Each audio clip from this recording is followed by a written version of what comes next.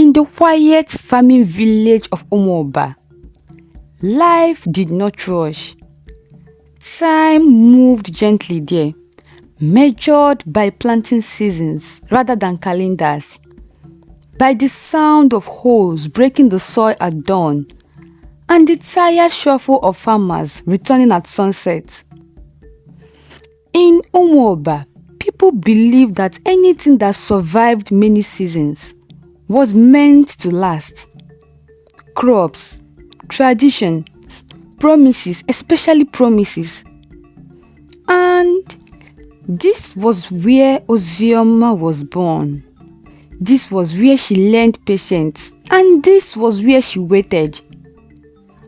Ozioma was the only daughter of her late mother, Mama Nkiru, a woman remembered for her soft voice and her stubborn belief that love, true love, was worth enduring hardship for. Her father, a quiet palm wine tapper, had died years earlier, leaving behind a house that echoed with absence and a girl forced to grow up too soon. From childhood, Ozioma learned responsibility the hard way. She woke up before the sun, cooked without complaint, greeted elders with lowered eyes, and carried grief in silence. By the time she became a young woman, her beauty was gentle and unannounced, but unforgettable, the kind that lingered long after she had passed. Before the waiting, before the silence, there was love. It began without intention, the way real things often do. During communal farm work, Ozioma noticed that her basket never seemed too heavy for long. Someone would quietly lift it from her head and walked beside her without asking. At the village gatherings, she felt watched, not in a way that made her uneasy, but in a way that made her feel seen. When she looked up, she would find the same eyes turning away quickly, as though caught stealing something sacred. Emeka did not announce himself. He did not flirt loudly or boast like other young men. He spoke when necessary, listened more than he talked, and laughed softly, as if afraid to take up too much space in the world. Ozioma noticed how careful he was, how his presence studied her without demanding anything in return. Slowly, almost without permission, their paths began to bend towards each other. He waited for her after evening chores, pretending he had nowhere else to be. She began to notice the way he walked her halfway home, stopping just before her compound like a man afraid to cross a line too soon. During village feast, she served him the biggest piece of yam without thinking, and he thanked her with a look that said more than words ever could. When he laughed, something warm bloomed in her chest. And when he was absent, the day felt incomplete, as though something essential had been misplaced. No one asked them when it started, even they could not say. By the time the village began to whisper, their hearts were already tied. They talked under moonlight behind her compound, sitting on a fallen tree, where secrets felt safe and promise felt possible. The night air carried the words gently, as though the ancestors themselves leaned in to listen. Emeka spoke of dreams that stretched far beyond Umuoba's red earth. Dreams of a life where effort brought reward, where love did not have to struggle endlessly to survive. And Ozioma, she listened with wide eyes, not fear. When he said her name, he said it like something precious. When he spoke of marriage, his voice did not shake. And because he did not joke, Ozioma believed him with everything she had. Only later did she truly understand why his dream reached so far. Emeka came from another household in the same village, one respected yet heavy with quiet hardship. His father worked the land until hope thinned with his strength.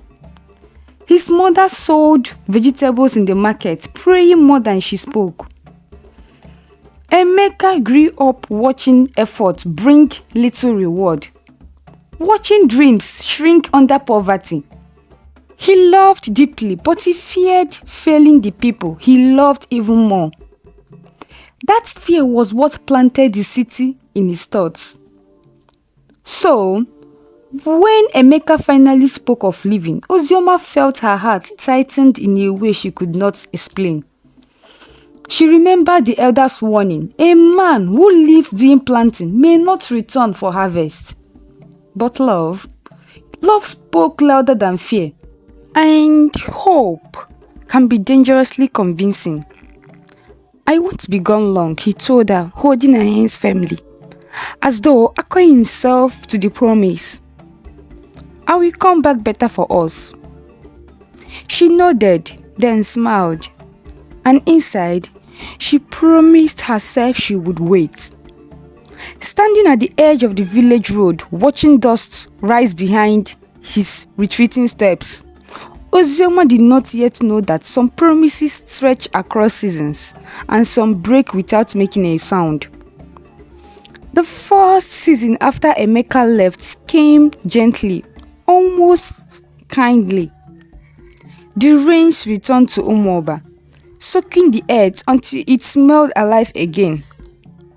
With them came letters folded carefully, edges smudged with city ducks. Ozioma waited for those letters the way children waited for festival days.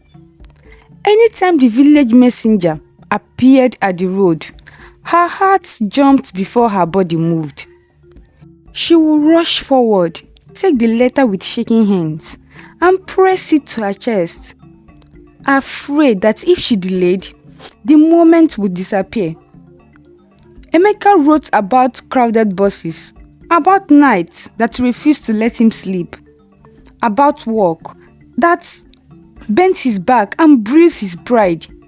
He wrote about missing the quiet of Umuoba, the taste of fresh palm wine, and how Ozioma's voice stayed with him everywhere he went. Ozioma, she read those letters again and again. Sometimes she read them aloud. Sometimes she whispered the words like prayer. The paper grew weak with time, but her belief did not. She smiled like a woman already promised a future. That same season, the village men noticed her. Suitors came quickly at first, young men from nearby compounds. Farmers liked her, men who admired her patience and beauty. They sent their mothers to speak for them. Some came boldly on their own, but Ozioma refused them all, gently but firmly. "My heart is not free," she would say. Later came better offers, traders with steady money, widowers with land, even a man whose brothers worked in the city. The elders advised her, her relatives warned her. A woman should not wait too long, they say. What if he does not return? Ozioma listened, but she did not bend. Emeka had written, Emeka had promised. The second season arrived with heat and distance. The letters still came, but not as often. Weeks passed before one arrived. Then months. The words were shorter now, less warm. Emeka spoke more stress and less of home. He blamed exhaustion. The city was hard, life was loud. Ozioma accepted every excuse because accepting was easier than questioning. When the elders asked, "Have you heard from him?" she nodded quickly. "He's trying," she said. "City life is not easy." Suitors still came. Some mocked her waiting, some pitied her, some promised to stay. to never leave. She turned them all away. At night, she pressed Emeka's last letter to her chest and reminded herself that love meant patience, that love endured silence, that a man returned when his hands were finally full. By the third season, silence became permanent.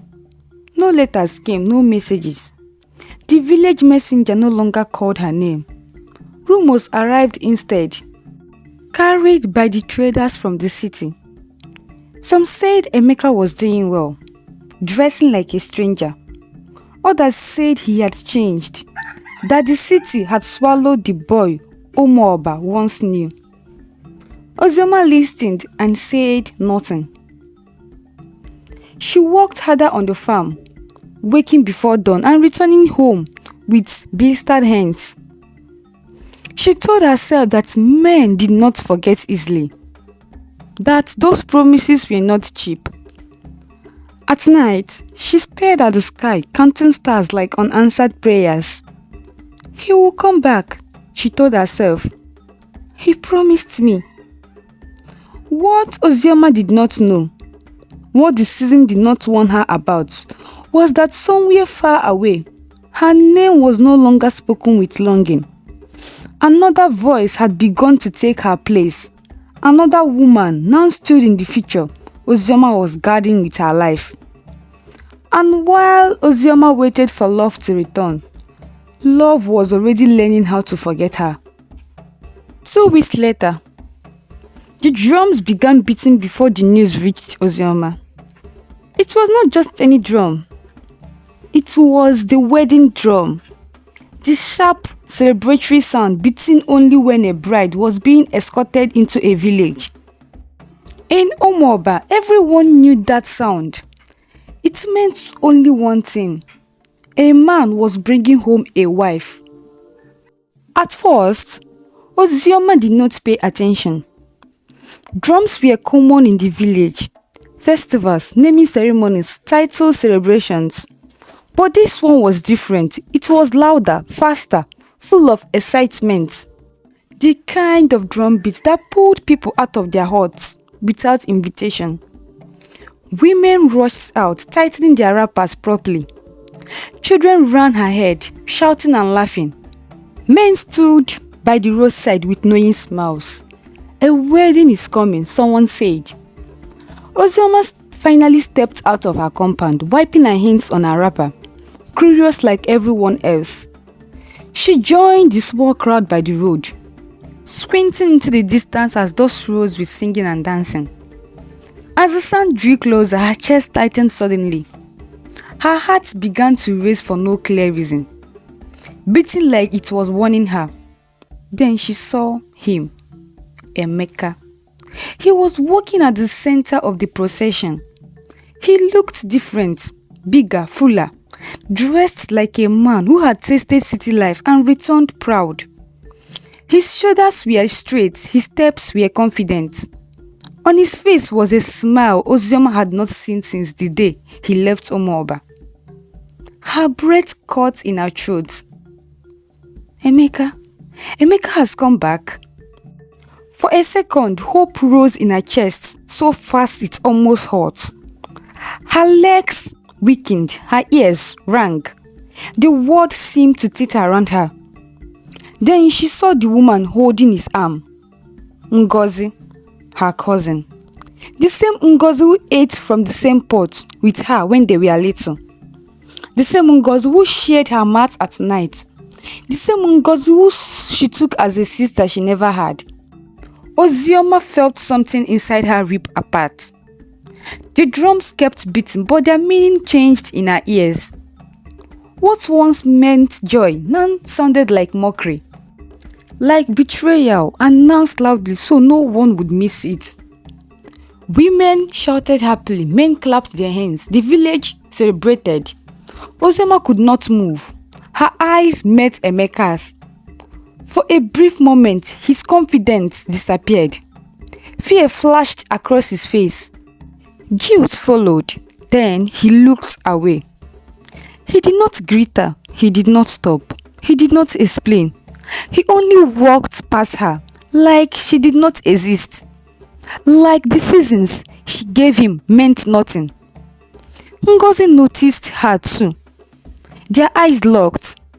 Ngozi only smiled, but it was stiff and forced, shaking at the edges. She did not greet her cousin. She did not bow her head in shame. She said nothing, and that silence was louder than any apology could have been. The procession passed, the dust settled, the laughter faded. Ozioma was still standing there when the drums disappeared into the distance. Her body remained upright, but inside, everything had collapsed. 3 seasons of waiting crashed into her all at once. Every letter she treasured, every excuse she defended, every suitor she turned away, every night she chose hope over doubt. This was how she found out. Not through a message, not through a warning, but through wedding drums announcing the marriage meant for someone else. And as Umuoba celebrated love, Ozioma learned publicly, painfully, what betrayal truly sounded like. That night, Ozioma did not sleep. The drums had stopped, the laughter had faded, but their echoes refused to leave her head. Every time she closed her eyes, she saw Emeka's face, confident, smiling, walking past her like she was nothing. She lay on her mat staring into the darkness, her chest tight, her heart aching in a way she had never known before. Before dawn, she rose. She washed her face, tied her wrapper, and went straight to her auntie's compound, Ngozi's mother's house, where the new bride had been taken. Her legs trembled as she walked, but anger pushed her forward. Waiting had already cost her too much. So, when she arrived, Emeka was there. He stood awkwardly in the corner, no longer confident, no longer proud. When he saw Ozioma, his shoulders dropped. He already knew why she had come. "Explain," Ozioma said, her voice low but shaking. "Just explain." But Emeka did not answer immediately. He looked at the ground, rubbed his palms together, and sighed deeply, as if truth was a burden he was tired of carrying. I was lonely," he began. "The city is not easy. I struggled. Ngozi was there.